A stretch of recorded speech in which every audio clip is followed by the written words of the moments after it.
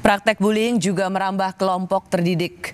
Dr. Aulia Risma Lestari ditemukan tewas diduga akibat bunuh diri karena tidak kuat dibully para seniornya saat menjalani program pendidikan dokter spesialis PPDS Anestesi Universitas Diponegoro, Semarang.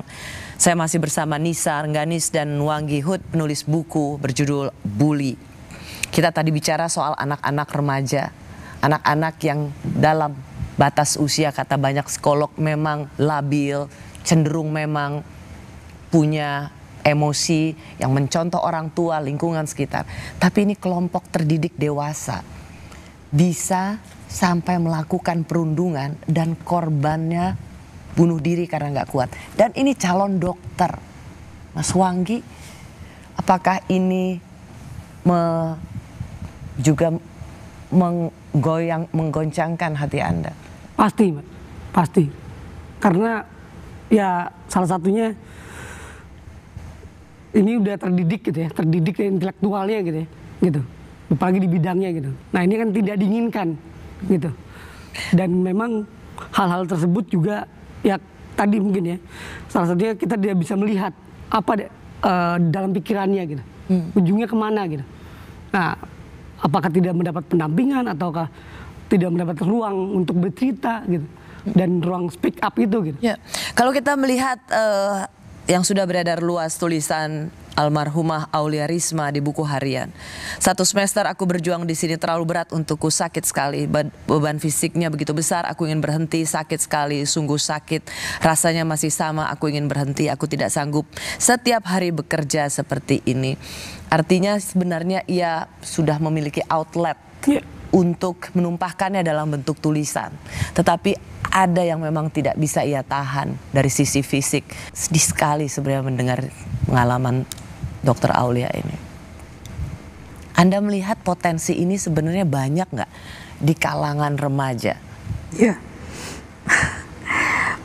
Pertama, itu yang tadi kenapa campaign kami itu sebenarnya lebih kepada upaya untuk kalau kamu jadi korban, yuk ngomong. Kamu harus berani. Tadi misalnya sampai bisa bicara di depan Komisi 3, itu sebuah privilege menurutku ya, sebuah satu hal pencapaian yang bagus. Bisa dengar Tana, banyak sekali di luar sana yang bahkan dia untuk mengungkapkan kepada teman aja dia malu, takut dikucilkan, takut dibilang lebay. Dan ketakutan-ketakutan itu akhirnya yang menggerus terus-terusan sampai apa yang dialami oleh Dr. Aulia, dia merasa tidak kuat lagi, bahkan untuk menuliskannya saja dia itu kan traumatis yang begitu mendalam gitu Kak Rosi, dan dia memilih untuk mengakhiri hidupnya. Sebagai Anda yang sebagai pernah menjadi korban bullying dan sekarang giat mengadvokasi untuk stop bullying, Anda melihat cerminan kehidupan Aulia ini sedih sekali nggak sih? Banget Kak. Dan itu yang ketahuan Kak Rosi. Rasanya bisa nggak? Aduh, kemarin kita mungkin nggak ada apa-apanya ya. Maksudnya ini bukan sebagai bagian dari permisif, tapi ketika dibilang keriting atau apa itu saja buat Anda seorang pemberani, Anda bisa melawan begitu. Tapi ini how so sad. Sedih banget. Tuh. Dan yang lebih mirisnya lagi, itu salah satu yang mungkin terungkap.